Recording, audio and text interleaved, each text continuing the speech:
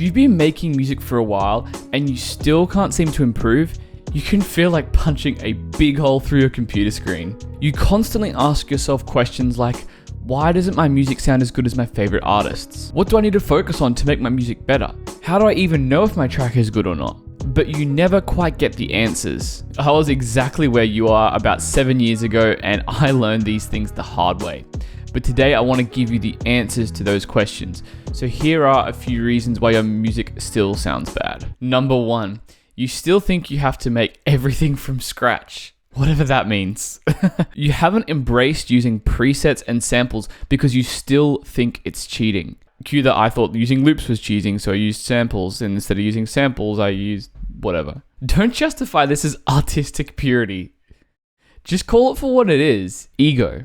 Even if you want to make things from scratch, which is a good thing, and I definitely still do that. I love sound design. While you're still a beginner, you're still learning, and you just don't know what you don't know. And when you try to make sounds from scratch, they lack that professional quality you're going after. And they don't sound like what you want to sound like as a producer. And it ends up sounding something like this. So don't knock using presets and samples while you're still learning, especially.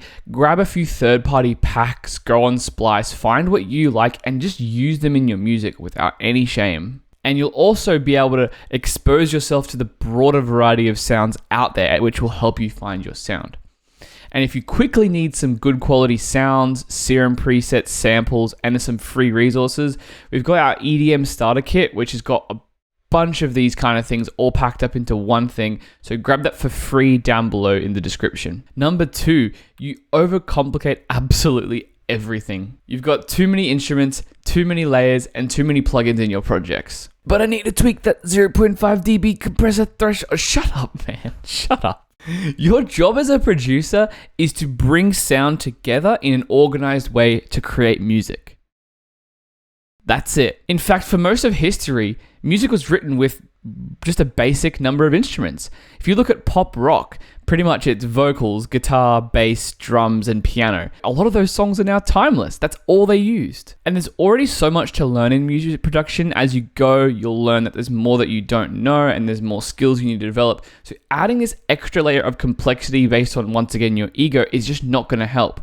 Things are always simpler than you think. This is why you don't see much hardware in my studio. Like, I love using hardware, but it just doesn't work for me. I'm constantly reducing my plugin usage because I can't possibly regularly use like hundreds and hundreds of plugins. I have a few that I use every day and a few that I kind of use experimentally for extra fun time, but that's about it. I don't really have things that I'm not using. I focus on creation over consumption. I focus on making music, not having thousands and thousands of tools. So take action on this. Next time you're making music, maybe you need to clean out your studio, or maybe you need to limit the number of tracks you're using, like say 10 in a project. Like try making a song with just 10 tracks.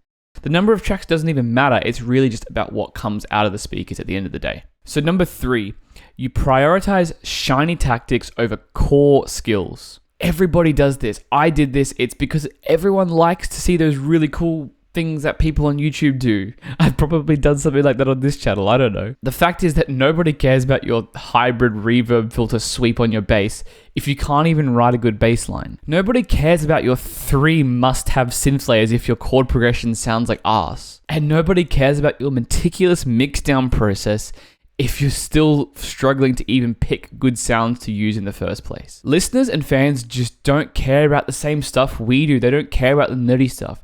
They just care about what comes out of the speakers at the end of the day. So instead, you need to prioritize the fundamentals like music theory, composition, sound selection, arrangement, and basic mixing at most. If you can't do those things, then you're just not going to make good music. That's really all you need. And my music actually skyrocketed when I ditched 90% of the crappy information that's out there on music production and just focused on these few core skills. Literally 90% of EDM production information, I would estimate, is probably non-essential to your growth as a producer.